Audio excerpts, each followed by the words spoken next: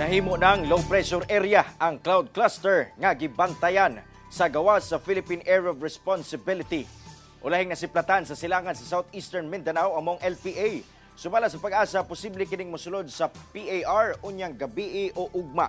Posibleng muduol kini sa Bicol Region ug Eastern Visayas.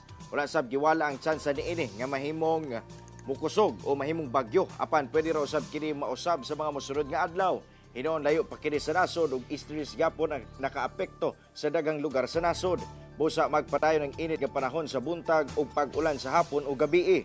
Base sa datos sa Metro Weather, taas ang tsansa sa ulan sa Zamboanga Peninsula, Northern Mindanao, Barm, Soxargen ug Davao Region. Dunay heavy to intense rains nga posibleng magpabaha o magresulta sa landslide. Busa mag-amping kanunay mga kapuso.